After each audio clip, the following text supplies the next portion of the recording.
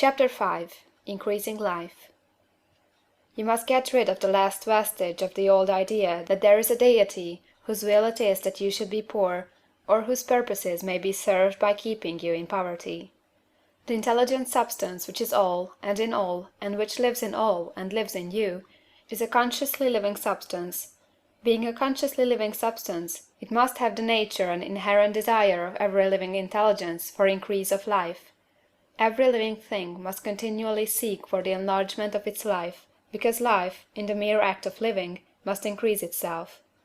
A seed, dropped into the ground, springs into activity, and in the act of living produces 100 more seeds. Life, by living, multiplies itself. It is forever becoming more. It must do so if it continues to be at all. Intelligence is under the same necessity for continuous increase. Every thought we think makes it necessary for us to think another thought. Consciousness is continually expanding. Every fact we learn leads us to the learning of another fact. Knowledge is continually increasing. Every talent we cultivate brings to the mind the desire to cultivate another talent. We are subject to the urge of life, seeking expression, which ever drives us on to know more, to do more, and to be more. In order to know more, do more, and be more, we must have more. We must have things to use, for we learn, and do, and become, only by using things. We must get rich, so that we can live more. The desire for riches is simply the capacity for larger life seeking fulfillment. Every desire is the effort of an unexpressed possibility to come into action. It is power seeking to manifest which causes desire. That which makes you want more money is the same as that which makes the plant grow. It is life, seeking fuller expression. The one living substance must be subject to this inherent law of all life. It is permeated with the desire to live more. That is why it is under the necessity of creating things. The one substance desires to live more in you, hence it wants you to have all the things you can use. It is the desire of God that you should get rich. He wants you to get rich, because he can express himself better through you if you have plenty of things to use in giving him expression. He can live more in you if you have unlimited command of the means of life. The universe desires you to have everything you want to have. Nature is friendly to your plans. Everything is naturally for you. Make up your mind that this is true. It is essential, however, that your purpose should harmonize with the purpose that is in all. You must want real life, not mere pleasure of sensual gratification. Life is the performance of function, and the individual really lives only when he performs every function, physical, mental, and spiritual, of which he is capable, without excess in any. You do not want to get rich in order to live swinishly, for the gratification of animal desires. That is not life. But the performance of every physical function is a part of life, and no one lives completely who denies the impulses of the body a normal and healthful expression. You do not want to get rich solely to enjoy mental pleasures, to get knowledge, to gratify ambition, to outshine others, to be famous. All these are a legitimate part of life, but the man who lives for the pleasures of the intellect alone will only have a partial life, and he will never be satisfied with his lot. You do not want to get rich solely for the good of others, to lose yourself for the salvation of mankind, to experience the joys of philanthropy and sacrifice. The joys of the soul are only a part of life, and they are no better nor nobler than any other part. You want to get rich in order that you may eat, drink, and be merry when it is time to do these things, in order that you may surround yourself with beautiful things, see distant lands, feed your mind, and develop your intellect, in order that you may love man and do kind things, and be able to play a good part in helping the world to find truth. But remember that extreme altruism is no better nor nobler than extreme selfishness. Both are mistakes. Get rid of the idea that God wants you to sacrifice yourself for others, and that you can secure his favor by doing so. God requires nothing of the kind. What he wants you is that you should make the most of yourself, for yourself and for others. And you can help others more by making the most of yourself than in any other way. You can make the most of yourself only by getting rich, so it is right and praiseworthy that you should give your first and best thought to the work of acquiring wealth. Remember, however, that the desire of substance is for all, and its movements must be for more life to all.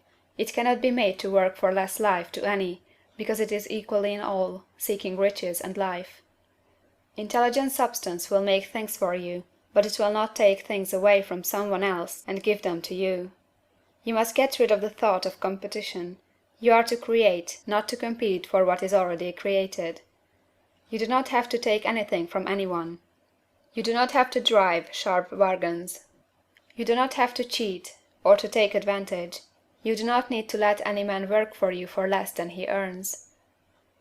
You do not have to covet the property of others, or to look at it with wistful eyes. No man has anything of which you cannot have the like, and that without taking what he has away from him. You are to become a creator, not a competitor. You are going to get what you want, but in such a way that when you get it every other man will have more than he has now.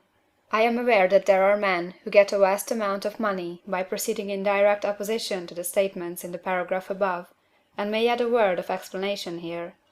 Men of the plutocratic type, who become very rich, do so sometimes purely by their extraordinary ability on the plane of competition, and sometimes they unconsciously relate themselves to substance in its great purposes and movements for the general racial upbuilding through industrial evolution. Rockefeller, Carnegie, Morgan, and others have been the unconscious agents of the supreme in the necessary work of systematizing and organizing productive industry, and in the end, their work will contribute immensely toward increased life for all. Their day is nearly over. They have organized production, and will soon be succeeded by the agents of the multitude, who will organize the machinery of distribution. The multimillionaires are like the monster reptiles of the prehistoric eras. They play a necessary part in the evolutionary process, but the same power which produced them will dispose of them. And it is well to bear in mind that they have never been really rich. A record of the private lives of most of this class will show that they have really been the most abject and wretched of the poor. Riches secured on the competitive plane are never satisfactory and permanent. They are yours today and another's tomorrow. Remember, if you are to become rich in a scientific and certain way, you must rise entirely out of the competitive thought. You must never think for a moment that the supply is limited. Just as soon as you begin to think that all the money is being cornered and controlled by bankers and others, and that you must exert yourself to get laws passed to stop this process and so on, in that moment you drop into the competitive mind, and your power to cause creation is gone for the time being, and what is worse, you will probably arrest the creative movements you have already instituted. Know that there are countless millions of dollars worth of gold in the mountains of the earth, not yet brought to light, and know that if there were not, more would be created from thinking substance to supply your needs. Know that the money you need will come, even if it is necessary for 1,000 men to be led to the discovery of new gold mines tomorrow. Never look at the visible supply, look always at the limitless riches in formless substance, and know that they are coming to you as fast as you can receive and use them. Nobody, by cornering the visible supply, can prevent you from getting what is yours. So never allow yourself to think for an instant that all the best building spots will be taken before you get ready to build your house, unless you hurry. Never worry about the trusts and combines, and get anxious for fear they will soon come to own the whole earth. Never get afraid that you will lose what you want because some other person beats you to it. That cannot possibly happen. You are not seeking anything that is possessed by anybody else. You are causing what you want to be created from formless substance, and the supply is without limits. Stick to the formulated statement. There is a thinking stuff from which all things are made, and which, in its original state, permeates, penetrates, and fills the interspaces of the universe. A thought, in this substance, produces the thing that is imaged by the thought. Man can form things in his thought, and, by impressing his thought upon formless substance, can cause the thing he thinks about to be created. End of Chapter 5.